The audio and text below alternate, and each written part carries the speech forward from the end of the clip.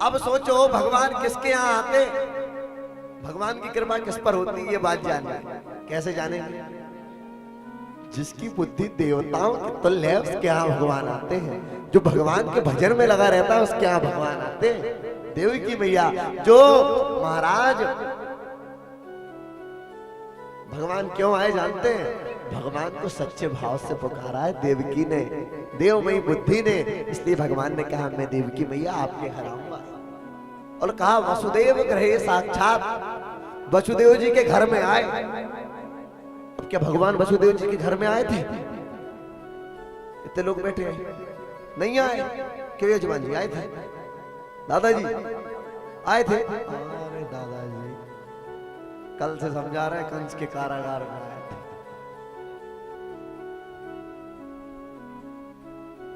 इतने सब गलत है, एक हमारे दादाजी सही, पूरे गलत। आए थे वसुदेव ग्रहे साक्षात। अरे वसुदेव के घर में कैसे आए? बोले भैया घर में घर, उसमें घर, और उसमें बैठे दामोदर।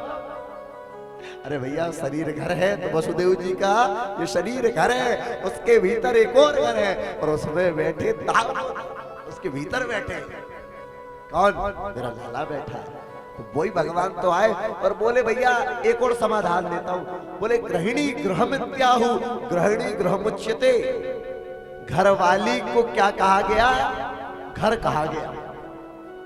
घर वाली से घर की शोभा है। तो बोले भैया घर वाली कहाँ रहती? कारागार में। तो बोले भैया घर वाली जहाँ रह रही वो घर हो गया, कारागार भगवान का घर हो गया और वसुदेव जी का घर हो गया, इसलिए भगवान वसुदेव के घर। आहा, शास्त्रों की बात समझिए। अब महाराज आप जान रहे हैं एक बात, केवल वसुदेव के घर भगवान नहीं आए, हम सबके घर भी भगवान आए। लेकिन महाराज हमारे घर तो आए भगवान, लेकिन हमने ऐसी हरकतें की कि भगवान को भागने की नौबत पड़ गई। भगवान कह रहे ओ भैया दादा गलती हो गई, तेरे घर आया था, चला मैं तो वापस। वो हो गए फिर दानव। जिनके घर देवता आए थे, जिनके घर से देवता भाग गए, वो कौन बचे? दानव। मानहिते निश्चर सर्व प्राणी निशाचर के समान तुल्य हो गया। अच्छा भैया, वसुदेव शब्द का अर्थ है विशुद्ध सत्वम वसुदेव शब्दतम। जिसका मन महाराज शुद्ध है वो कौन है? वसुदेव है। अब इतने लोग बैठे हैं, इनमें से किन किन का मन शुद्ध है बताइए? सबका शुद्ध है। कथा के पांडाल में बैठे हो तो शुद्ध मन में ही होगा आपका, ऐसी आशा मैं करता हूँ। चाहे क्षण भर के लिए हो, यहाँ जाके पता चले फिर वही मैली चादर पहन के और घर में बैठ जाओ। हाँ महाराज, अब वसुदेव जी का मन शुद्ध था इसलिए भगवान आए। अब भैया क्या जिसका मन शुद्ध होगा उसके यहां भगवान आएंगे? मेरी बात को सुनिएगा ध्यान से।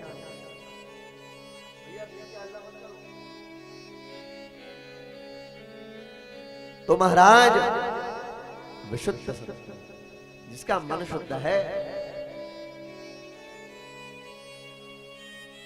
भगवान से एक बार भक्तों ने पूछा कि हे भगवान आपके पास सब कुछ है, लेकिन आज हम आपको कुछ देना चाहते हो, आप हमेशा हमें कुछ देते हो, आज हम देंगे आपको। भैया पीछे जो लोग बैठे हैं बातचीत ना करें, आराम से करें मनुष्य जैसे। हाँ तो महाराज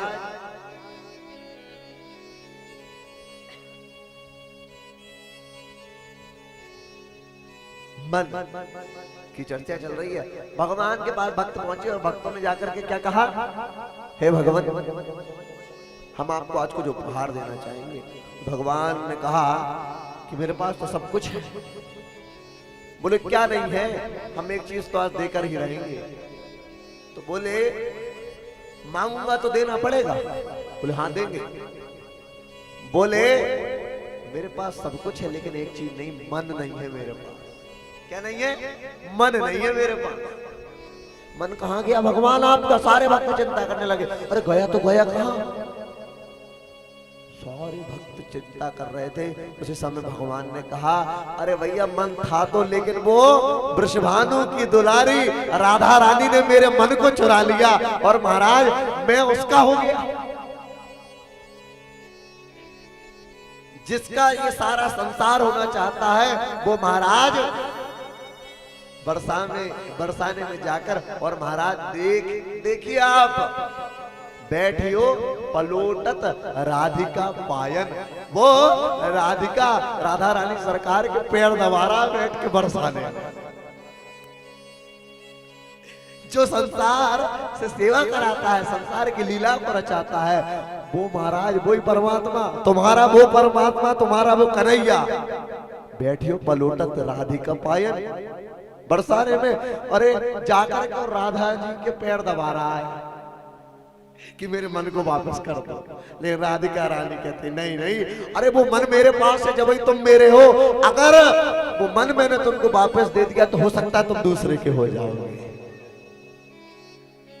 गीता जी में भगवान ने कहा कि सब कुछ है, लेकिन महाराज हे अर्जुन केवल और केवल एक चीज नहीं, और वो मुझे भक्त समर्पित करे। क्या? मय्येव मनाधस्त्वं मय्यं बुद्धिं निवेशय और निवशिष्यसि मय्येव अत ऊर्ध्वं न संशय। मैं मन के आधस्थ हूं, केवल और केवल मन नहीं है मेरे पास, वो मुझे मन समर्पित करो। क्या करो समर्पित? मन। अब सोचो आप, 3 शब्द हैं जिनमें नकार आता है अंत में, कौन कौन से? तन, मन और धन। तन महाराज समाज के लिए प्रदान किया जाए, सेवा के लिए प्रदान किया जाए। क्या? तन। मन भगवान को समर्पित किया जाए और धन तिजोरी में भर दिया जाए। धन को पूरा जीवन भर कमाओ और महाराज आखिरी में खाली हाथ आया बंदे खाली हाथ जाएगा।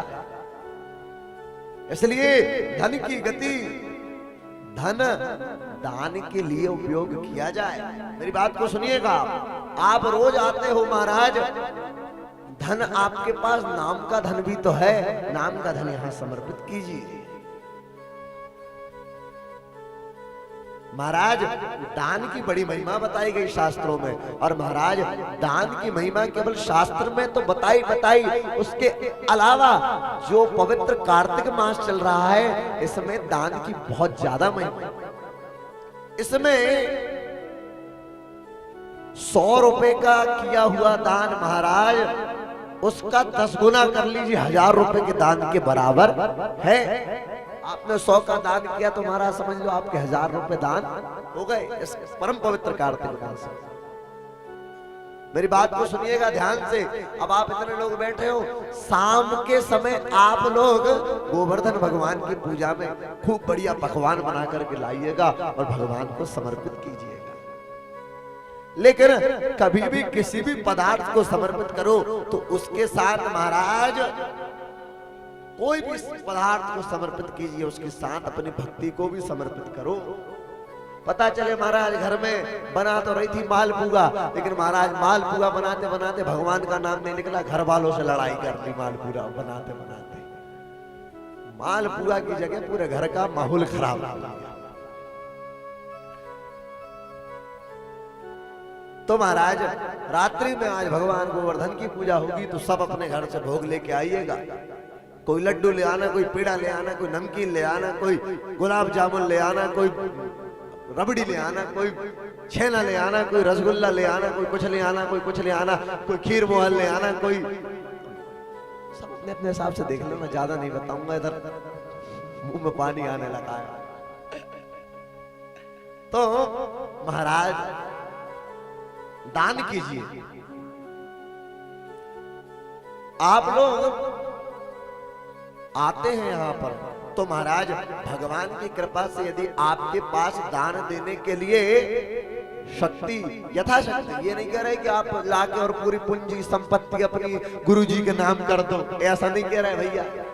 तो बोले वो गुरुजी तो पैसे ही मांगते रहते हैं भैया बैठ के। ऐसा नहीं, कुछ अंश, जैसे आपने 1000 रुपए कमाए तो उसका दशांश कम से कम 100 रुपए दान करना चाहिए। नहीं तो परमात्मा ऊपर पहुंचे तो मुझे पूछता क्यों भैया कितने कमाए थे? जीवन भर में तो ज्यादा नहीं, 10 लाख रुपए कमा पाए थे, 20 लाख कमा लिए थे। आजकल तो खैर कुछ नहीं होता 20-20 लाख में, 50 लाख रुपए कमा लिए थे। दान कितने किया? 50 रुपया। 500 रुपए, 5000, 50 लाख में से कम 5 लाख का दान होना चाहिए। जब वो 45 लाख सुरक्षित रहेंगे, नहीं तो डॉक्टर को दे आओगे जाके 20 लाख, और महाराज 10 लाख तुम्हारा कोई खा के भग जाएगा, फिर माथा पीटते रहना। गुरुजी ने बस 5 लाख के दान की बात कही थी महाराज, अब तो महाराज 35 लाख से हाथ धो बैठे। तो धन को यदि महाराज सुरक्षित रखना है, व्यवस्थित रखना है, तो दान कीजिए। दान की महिमा है। परम पवित्र कार्तिक मास